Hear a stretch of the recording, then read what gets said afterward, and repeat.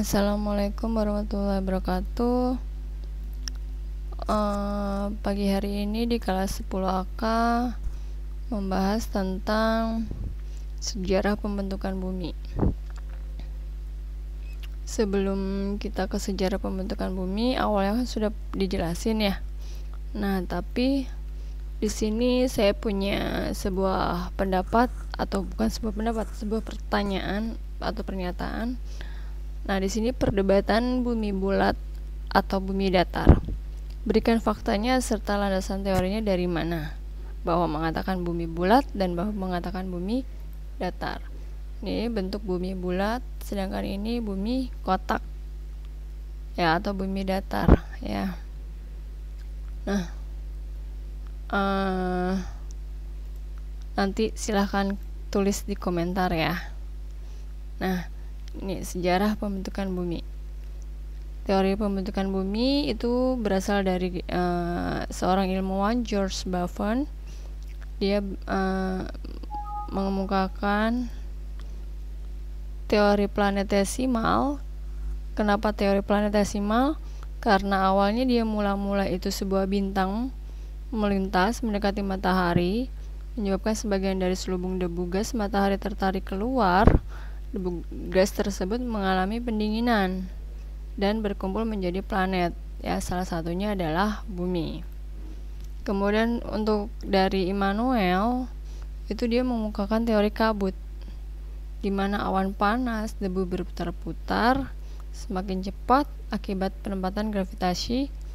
Akibat rotasi semakin cepat, maka gaya sentrifugal bertambah besar dan mendorong awan debu ke arah luar. Kemudian juga ada Chamberlain, ya. Chamberlain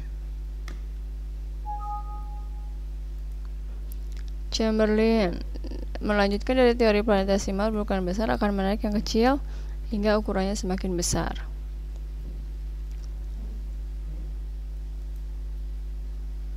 Oke. Next. Lapisan kulit bumi ada 3, cores, mantel, dan core. Cores, kerak bumi. Ya, jadi bumi itu punya kerak. Lapisannya berkisar 5 sampai 50 km. Di dalamnya kaya padat silium dan aluminium. Mantel atau selimut bumi terdiri dari 3, litosfer, astronosfer, dan mesosfer. Kedalamannya bermacam-macam. Paling dalam adalah mesosfer, tengah astronosfer, dan paling luar yaitu litosfer.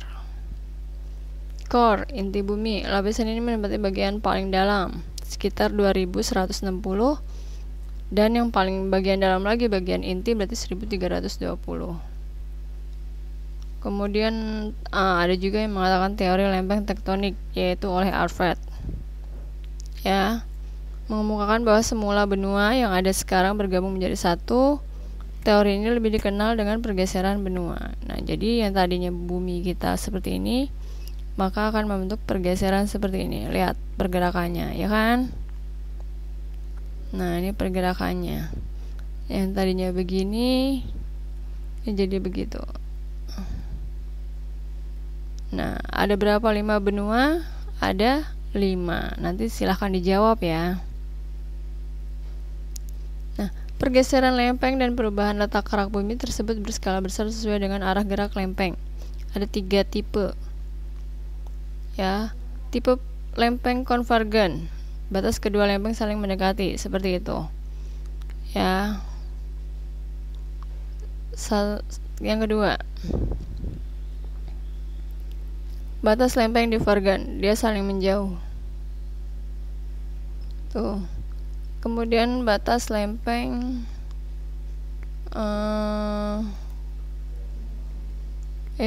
lempeng transformer. Batas kedua lempeng saling berpapasan.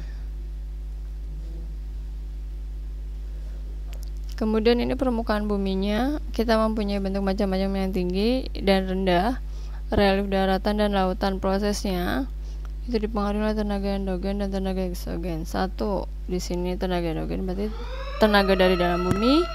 yaitu tektonisme, ya. Perubahan letak lapisan batuan kulit bumi baik secara vertikal maupun horizontal. Dibagi menjadi dua, epiro sama orogenetik, ya.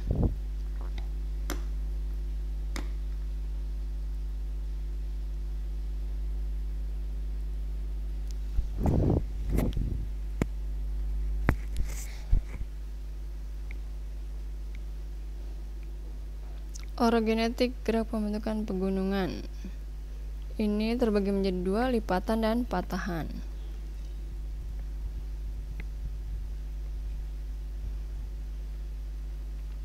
Kalau epirogenetik berarti kita lihat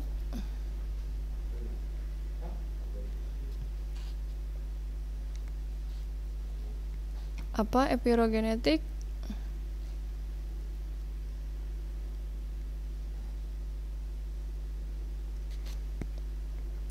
Gerak permukaan bumi baik vertikal maupun horizontal yang lama dan wilayahnya luas, ya. Dibagi juga positif sama negatif.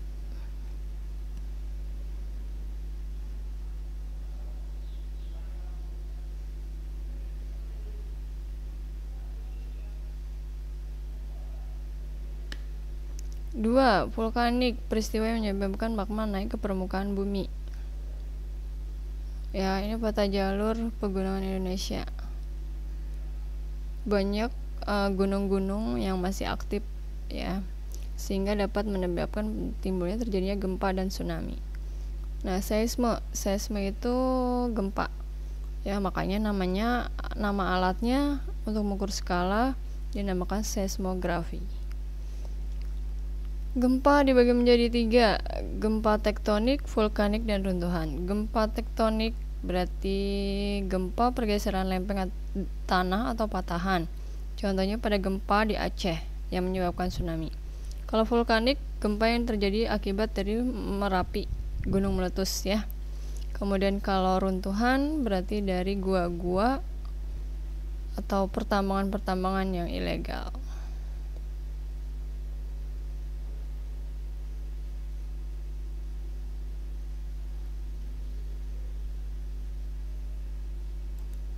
Nah, kemudian ini gempa berdasarkan epicentrum. Epicentrum itu berarti titik permukaannya di atas permukaan. Kalau hipo berarti di bawah, ya, di bawah pusatnya, pusat gelombangnya. Ini ada gempa linear, sentral, kemudian setempat, gempa jauh, sangat jauh.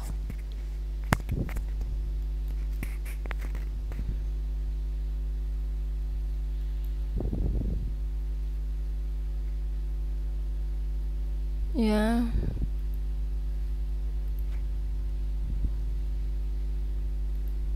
Ini alatnya.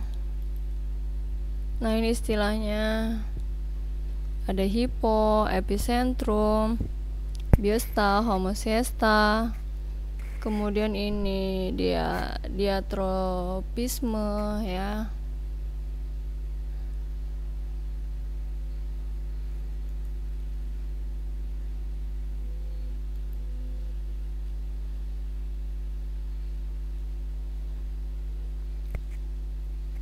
Kemudian ini sesar naik, sesar mendatar. Nah, ini yang patahan tadi, ya. Tenaga eksogen berarti tenaga yang berasal dari luar. Pelapukan, erosi, gerakan massa, sedimentasi, karst, dan dedunasi. Pelapukan, proses penghancuran, bisa dari iklim, bisa dari fisik, ya. Pelapukan fisik berarti dilakukan secara mekanis,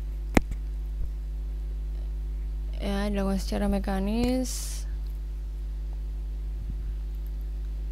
Pelapukan kimia berarti dia dari gas-gas kayak CO2, CO, H2O, ya.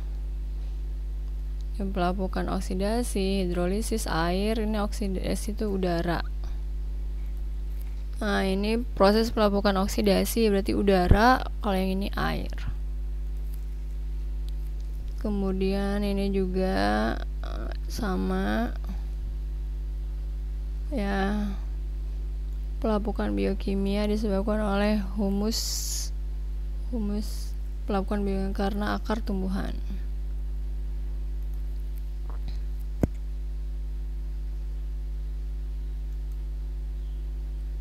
Erosi, pengkikisan ya, pengkikisan batuan ataupun tanah. Ini erosi alur, parasit, lembur, ini angin, ini angin, ini gletser, es. Ini sedimentasi, pengendapan material batuan yang telah mengalami pelapukan ya oleh tenaga pengangkut air, angin, gelombang, itu sedimentasi. Ya, tugasnya kalian sudah cari ya, jika kalian sudah cari nanti dibahas ya, silahkan kamu juga bisa tulis kolom komentarnya, bisa kalian tulis di situ peristiwa-peristiwa gempa bumi di mana saja, kamu bisa tulis di kolom komentar. Oke, sampai sekian. Wassalamualaikum warahmatullahi wabarakatuh.